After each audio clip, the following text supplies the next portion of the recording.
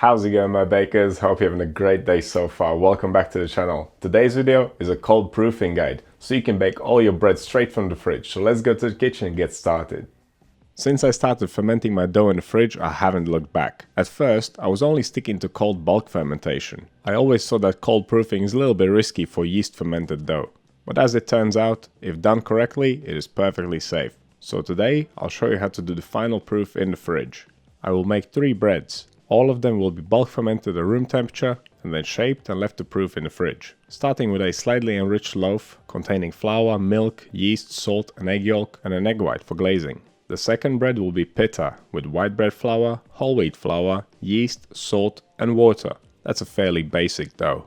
And the final one is an adapted version of my cheesy breakfast rolls. It contains white bread flour, whole wheat flour, yeast, salt, butter and egg yolk, milk, chives, some cheese, and we'll use some more cheese for topping the buns, and an egg white for making the cheese stick to the buns.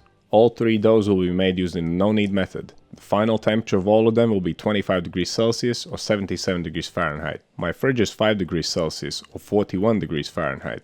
The bulk fermentation will take 1 hour and 20 minutes, and they will all be left to final proof for 14 hours in the fridge. You'll find all the ingredients listed in the link below the video. As ever, this is not a recipe video, this is a principles video, so I'm not going to talk you too much through the steps here, unless it's relevant to cold proofing. The recipes are really not important. I picked them at random. I wanted to make a loaf, I wanted to make a flatbread, and I wanted to make some rolls. With some adjustments, with some trial and error, you could use the cold proofing method on pretty much any bread. You can find plenty of good example recipes in the cold proofing playlist on my channel. So while I'm making these breads, let's just talk about what cold proofing is and how to use this method.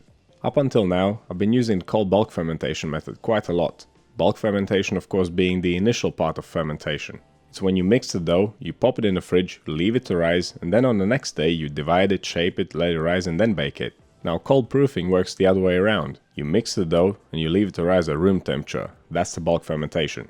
After the dough has risen, you divide it, shape it, and place it in the fridge for the final rise, or the final proof. The next day, in most cases, you can bake your bread straight from the fridge. If a bread needs glazing, you can even do that the day ahead. And that is definitely an advantage for your early morning bakes. If you want freshly baked bread for breakfast, this is the method to use. And now you may think, why did it take you more than 300 videos to get to this method? I used to always stick to cold bulk fermentation for yeast fermented dough. And I only use the cold final proofing method for sourdough bread. Because yeast dough can ferment quite rapidly, it can be more risky to final proof it in the fridge. But I was on a quest for those nice breakfast bakes, so I started experimenting. And me being me, I tried to keep it simple. When I was cold bulk fermenting, I always used to use 1% instant dry yeast. I know that that amount will make my dough rise in about 12 hours in the fridge. When it came to cold proofing, I thought, let's just start with that and see how it goes. And it totally works. I used the exact same amount of yeast, 1%. The only thing I decided to do is to change the bulk fermentation time. Well, usually I would leave these out for an hour and a half or sometimes even 2. When cold proofing, I bulk ferment my dough only for an hour to an hour and 20 minutes. This will of course depend on what you are making. If the final shaping can be done right after bulk fermentation, then 1 hour and 20 minutes should be fine. But if the dough needs to be divided, pre-shaped, left to rest and then shaped, then you should cut the bulk fermentation time down. Of course, the amount of yeast, the fermentation times and the temperatures only apply to my kitchen. You have to figure out the perfect amounts and times for yourself. In fact, before you start cold proofing, I would suggest learning cold bulk fermentation. That is a more fail-proof method. It'll be a better way of learning to read the dough. You place it in your container and you watch it rise, and then see how long it takes with a certain amount of yeast in a certain amount of time. And only then move to cold proofing and try to start off using the same method that I did. Use the exact same amount of yeast, which is 1% in my case, reduce the bulk fermentation time slightly, and then try and go for a 12-hour final proof in the fridge. Final dough temperature is extremely important. We are using less yeast, so the dough will ferment more slowly, but we still want to aim for a standard final dough temperature, which in my kitchen will range between 24 degrees Celsius to 26 degrees Celsius, and that is 75 to 79 degrees Fahrenheit. Again, this highly depends on your room temperature. If your dough comes out too warm and is fermenting rapidly, cut the bulk fermentation time down. We really don't want the dough to ferment too much before it goes in the fridge. Do not wait until it's doubled in size. It does not stop fermenting as soon as we place it in the fridge. It will take quite some time to cool down enough. Besides just temperatures and ingredients, there are some practical things to consider. like the shape of the bread, how sticky the dough is, the final proofing vessel. If you have a small fridge, perhaps you should make 2 smaller loaves instead of 1 large one. If the loaf is final proofed in a basket or on a couche, perhaps it may need an extra dusting of flour to prevent the dough from sticking.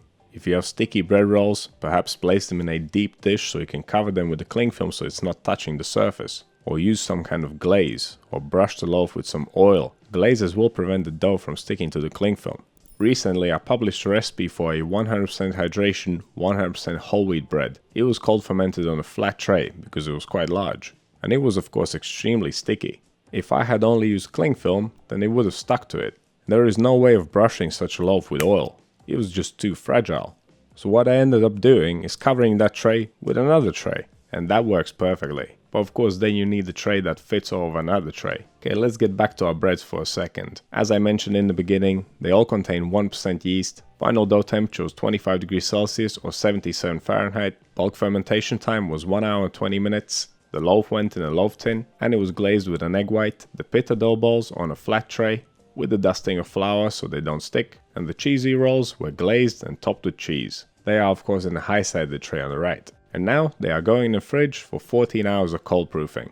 It is the next day, all the doughs are puffed up pretty well. One of them a little bit better than the others I'd say. And this gives us a good chance to answer some questions. The first one being, what to do if the dough is overproofed? In most cases, it's nothing to worry about. Simply reshape it, leave it to rise again at room temperature and then bake it. This will work for pretty much anything, unless it's cheesy rolls with cheese on top. Even those can be saved. But when it comes to things like cinnamon rolls for instance, well, there's not much you can do besides baking them as they are.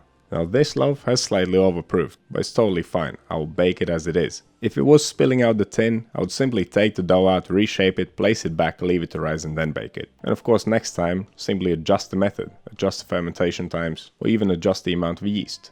A larger loaf does take longer to cool down, so perhaps cutting the bulk fermentation time down by another 10 to 15 minutes would be a good idea. Now on the other hand, if you find that your rolls or your loaf hasn't puffed up enough, simply take it out of the fridge and leave it to rise a little bit more whilst the oven is preheating. So as you can see, even though cold proofing can be slightly risky, there are ways to fixing your bake.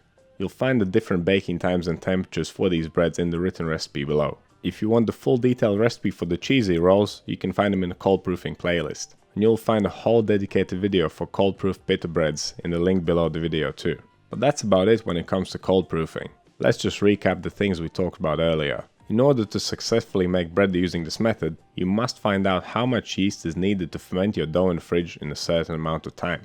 In my case, the fridge is 5 degrees Celsius or 41 degrees Fahrenheit. Using 1% yeast in baker's percentage will make my dough rise enough in about 12 hours. Of course that will only work if I lower the bulk fermentation time. Final dough temperature must be kept in check. If it's too high, you risk your dough overproofing. Refrigerate it sooner. If your loaf has overproofed, reshape it, let it rise again, then bake it. If it hasn't proofed enough, leave it out at room temperature, let it rise and then bake it. As ever with bread making, there are so many little variables that I cannot tell you the magic formula. It will be specific to your kitchen, to your refrigerator and the needs of the recipe. The best you can do is use these guidelines and experiment. But as I said in the beginning, it's best to start with cold bulk fermentation. You'll find a full guide for that in the cold bulk fermentation playlist. As far as I can tell, any bread can be cold proofed. And there is nothing stopping you from using this method for any bread that you decide to use it on. I challenge you to try it out on your favorite bread, or simply try it out on the next bread that you're trying to bake. Imagine you could easily be eating this bread freshly baked tomorrow morning. So get in the kitchen and give it a go. So what do you think of this method? Have you ever used it before? Let me know down in the comments. If you want to see more videos like this one, click over here. Subscribe to the channel, click right here. That's all I have for you today. Thank you so much for watching. I'll see you in the next one.